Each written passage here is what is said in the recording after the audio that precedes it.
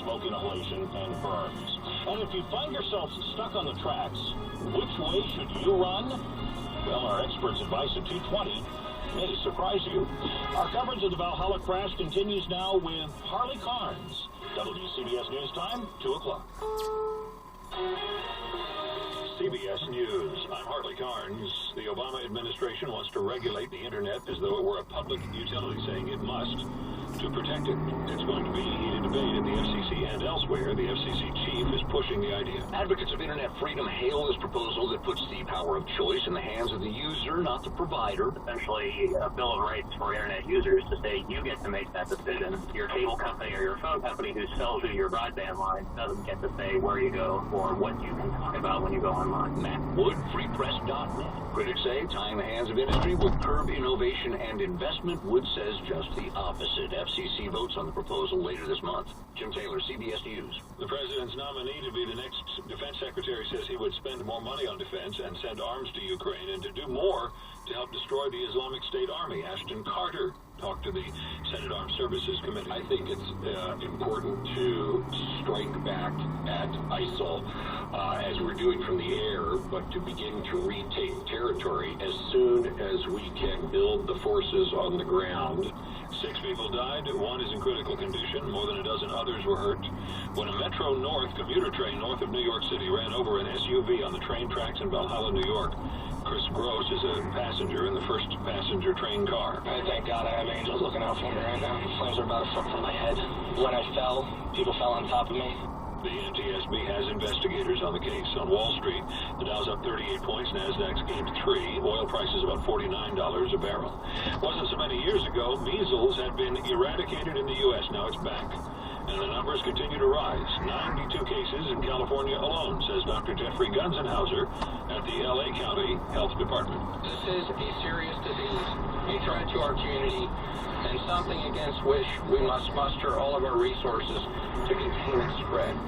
One day, all you may need to diagnose is your cell phone and one smart, very affordable, high-tech gizmo. A $34 smartphone attachment can quickly and cheaply diagnose HIV and syphilis. It was successfully tested in Rwanda, researchers report in the journal Science Translational Medicine. It gets all the power it needs from the phone.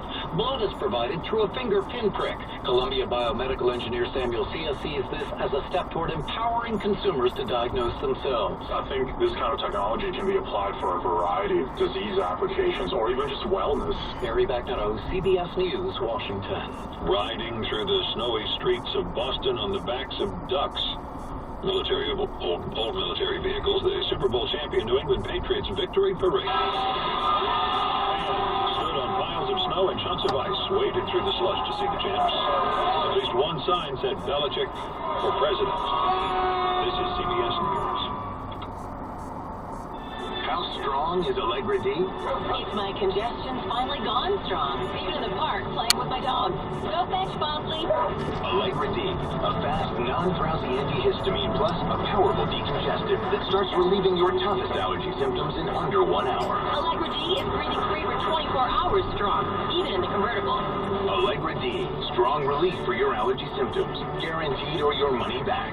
Visit Allegra.com. Use only as directed. Robitussin consequence number 29, the not-so-silent night. Sorry, hon. Keep waking me up. I think that's... Come on, it's 3 a.m. Control your cough with Robitussin PM Max Nighttime. It has a unique dual-action liquid that instantly soothes your throat and delivers fast, powerful relief of the cough so they can keep you up at night. Which is good news for you and the person one pillow over. Robitussin. Don't suffer the consequences. Use it. Live from Studio 11B at the CBS Hudson Square Broadcast Center, we are News Radio, WCBS HD, WCBS FM HD2, New York. Good afternoon. Cloudy in New York, 37 degrees. We could touch 40 before the day is out. Cloudy with snow arriving toward morning tonight. And then morning snow or flurries tomorrow. Accumulations maybe an inch or so, then partly sunny and colder as temperatures fall down into the 20s.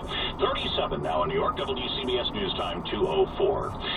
The burned-out front car of the Metro North train that collided with an SUV last night in Valhalla is still sitting there near Commerce Street this afternoon. So is that SUV. Its charred chassis seemingly melded to the front of the train car. The death toll still stands at 6. More than a dozen are hurt. We get the latest now from WCBS reporter Marla Diamond, who's live at Westchester Medical Center. Marla?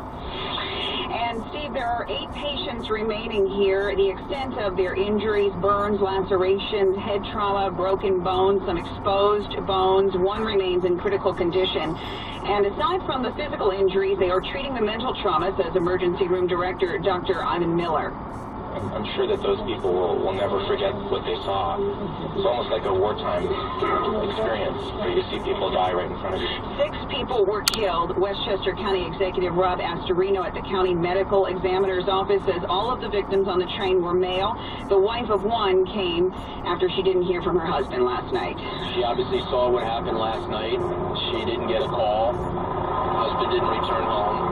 All of the deceased were burned beyond recognition. Astorino says they will be identified through dental records, which could take hours or perhaps a day. They will not be identified, of course, until positive identifications are made by family members. Reporting live from Westchester County Medical Center, Marla Diamond, WCBS News Radio 880. National Transportation Safety Board investigators are now on the scene in Valhalla. Our coverage continues with WCBS reporter Peter Haskell, who heard from the NTSB today. If you look closely at the front of the train, you can see a tire and front grille of the vehicle that was struck. Robert Sumwalt is with the NTSB. And our sole purpose for being here is to find out what happened so that we can offer recommendations to hopefully keep this from happening again. In addition to the physical examination here, investigators will be checking data recorders. The train recorders will tell us information such as the train's speed, any whistle indications, brake applications. There's also information that can be retrieved from a crossing gate that hit the vehicle that was on the tracks. In Valhalla, Peter Haskell, WCBS News Radio 880. WCBS News Time, 2:07. Right now, you're probably going to a meeting. Or maybe a meeting about a meeting. A pre-status meeting, so you can talk about what you're going to talk about at the meeting when you finally get on what's-his-name's schedule to meet. But right now, the Powerball jackpot is over $310 million. And when you have over $310 million, you'll still be on your way to a meeting, but it will be with a tall umbrella drink and a pair of sandals, as you hold court to 1 billion grains of sand. Powerball from the New York Lottery. Yeah, that kind of rich. Stay with us, please, for traffic and weather together next. Hey, Mac, where do you want all these President's Day savings for A.J. Madison? I got a whole truckload of them. Hey, Marty, those A.J. Madison President's Day savings just came in. Where do you want them? Oh, yeah. A.J. Madison is having historic low prices on all their appliances during President's Day weekend. Save up to $1,000 on all GE, GE Cafe, and GE Profile appliances, like the GE Cafe French door refrigerator with GE's innovative hot water dispenser and showcase interior LED lighting. And get free local delivery on all orders over $499. Free delivery? Hey, wait a minute. They got more than 100 brands to choose from. And don't forget the GE Cafe French door refrigerator with GE's innovative hot water dispenser and showcase interior LED lighting and their everyday low price guarantee. Hey, look, they got huge savings site-wide at ajmadison.com during their President's Day weekend sale. Visit their new Brooklyn showroom or ajmadison.com. Now I got all these free deliveries. Some President's Day weekend. WCBS News Time, 2:08, traffic and weather together on the 8, sponsored by A.J. Madison.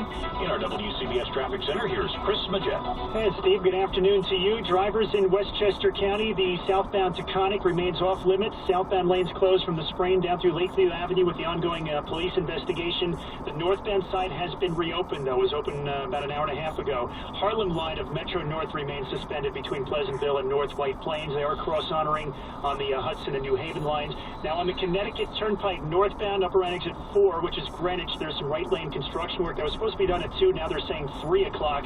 And then much farther up in Stratford at exit 32, there is a debris spill of some sort, so 2 lanes are closed down.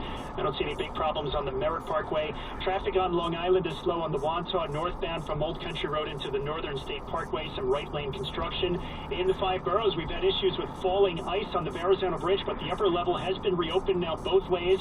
Also the Whitestone Bridge with some falling ice on the Queensbound side. It looks like those lanes are open as well. Holland Tunnel outbound, disabled vehicle inside the tube, so that's starting to build up. Northbound Deegan, a stalled vehicle at 233rd Street. Queens Midtown Tunnel, Manhattan bound, a 30-minute backup. Belt Parkway westbound at left.